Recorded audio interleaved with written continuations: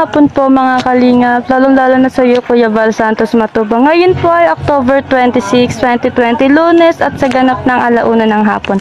Nandito po tayo ngayon kung saan po naninirahan si Tatay Meru at i-interviewin po natin siya kung ano po ang kanyang kalagayan dito. Hello po tayo, magandang hapon po. Galing po ako sa programang Lingap sa Mahihirap ni Kuya Val Santos Matubang at nandito po ako ngayon para interviewin ka po at baka sakaling matulungan ka po namin.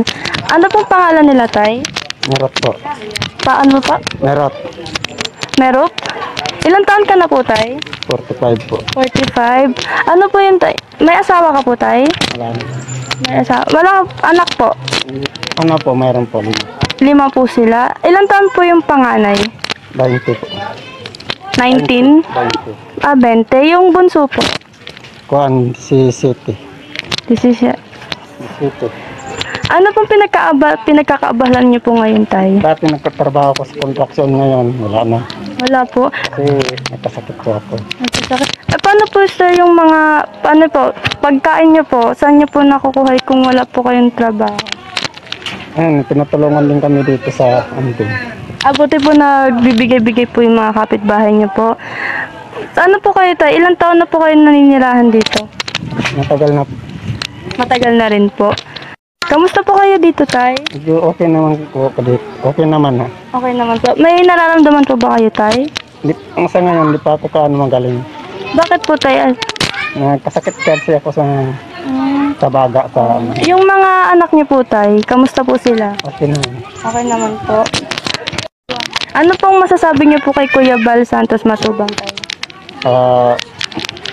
Salamat sana ako sa kanya kung mayroon akong may katulungan po sa ano ko dito sa kasi hindi ako makapagtrabaho. Sana manghingi sana ako ng tulong sa kanya kung pwede. Kasi wala akong hindi ako may sakit kasi ako. Hindi pa ako makagawa.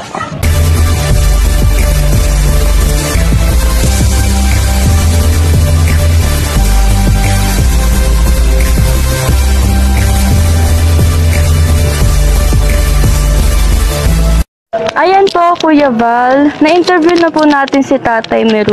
Ito po pala si Ate Lani, isa pong barangay health worker, nagtatrabaho po sa center. Siya po ang naging daan para po makilala po natin si Tatay Meru.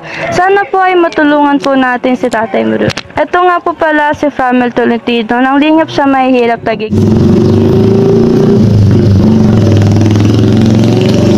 Ayan mga kalingap, pamimili tayo ng egg.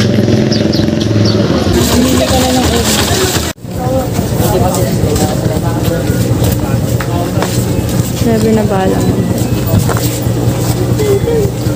Ang galing natin. Ayan po mga kalingap ang ibibigay po natin sa ating chosen family. 5 kilong bigas po. Nalagyan natin sa carton. Ayan. Ito. May 5 delata po.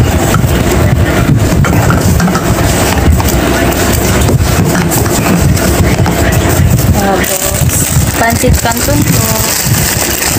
Isang balot. Tapos, 10 pirasong noodles.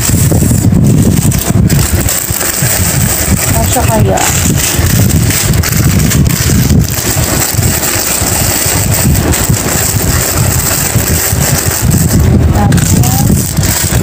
Mamon.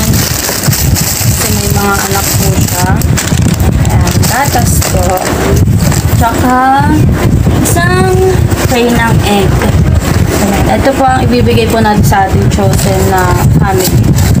Ayan, maraming salamat po, Kuya Val. Hello po mga kalingap. Me again, Kalingap Ramel. Ngayong araw po ay pupunta tayo sa isang ating charity na family, isang beneficiary natin. Ayan, pupunta po tayo sa kanila para iabot po ang ayuda galing kay Kuya Val Santos Matubang. Punta po tayo sa kanila. Punta na tayo.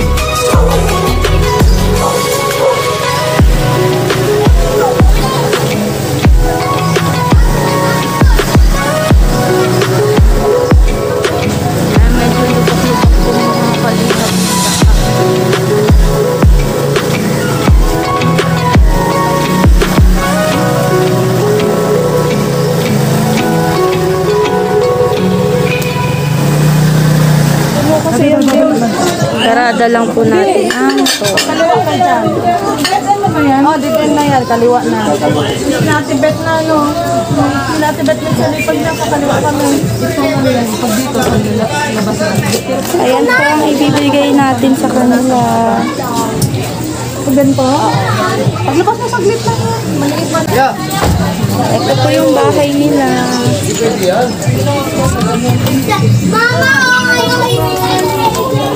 Ayan po mga kalingap, dito po naninirahan sila Tatay Merot po. Ayan, ito po ang kanilang munting tahanan. Ayan, ayan po si Tatay Merot.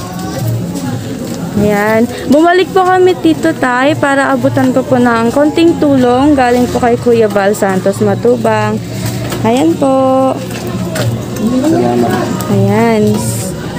Tara po pakita po natin yung mga nabigay. Ay, dito na.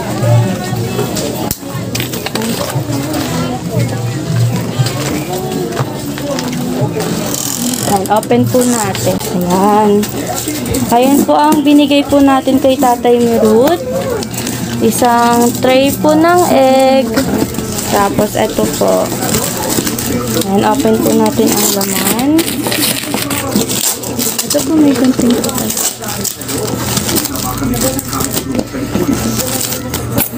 Ayan. Ito po Tatay Merut. Ayan. Isang balot po ng pansit canton. Bali, ano siya, 6 pieces po yung nasa loob niya. Ayan po. Beef. 10 pieces po na noodles.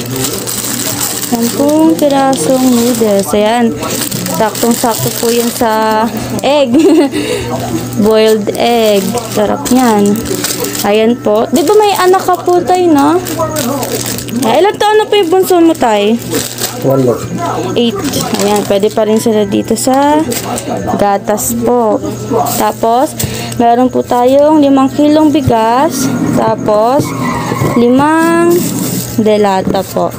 Ayan po. Ano pong gusto niyo pong sabihin kay Kuya Bal po? Maraming salamat po yung inabot niya dito. Binigay. Ayan, maraming salamat po. Kamusta ka naman po dito, Tatay Merut? Ito naman. Medyo Okay. pasa. Medyo maano pa yung ano. Magaling-galing na ka. Ano po yan? Ano po yung pinagkukuhanan niyo po ngayon ng pangkain? May trabaho ka po? Hindi pa kasi hindi ako makapagtrabaho. Wala po siyang trabaho, mga kalinga. Ano, napapagod. Kasi Sino po yung... May nag-work po dito sa bahay niyo po, sa pamilya niyo po? may ano lang. Minsan buwan-buwan, papadala yung anak ko. Bihira lang din. Yung anak niyo po may work. Asan po siya ngayon? Pasig. Pasig. Kaya lang bihira lang magpapadala. Ayun. Bali, yung pangkain niyo po araw-araw sa kanya po. Kung Dun po sa padala niya. Paano po yun kapag di siya nakapagpadala? Ngayon nga, diskarte na lang ako na makabili ng bigas. Ayun po mga kalingap. Ayan po. Sana po makatulong po Tatay Merut. Ayan. Ito po yung labas ng bahay nila Tatay Merut. Anak niyo po? Ayan, ito po yung bunso na higa. Tapos ito po yung loob po ng bahay nila mga kalingap. Ano po dito? Naupa po kayo dito? Hindi. Sa ating May... asawa ko po. Okay. May titulo po kayo ng bahay? Wala pa po. Ano po yung... Ano yung rights? Rights. Ayun. Ayan. Ayan po. Tapos, buti may... Ayan, may kwarto po sila dyan. Tapos CR po. Ayan po mga kalingap ang bahay po ni Tatay Merut. Ayan. Muli po. Maraming salamat po ulit Kuya Bal. Salamat. Ayan po. Thank you po. Ayan po mga kalingap Kuya Bal, nabigay na po natin kay Tatay Merut ang munting ayuda po natin para sa kanya. Maraming salamat po.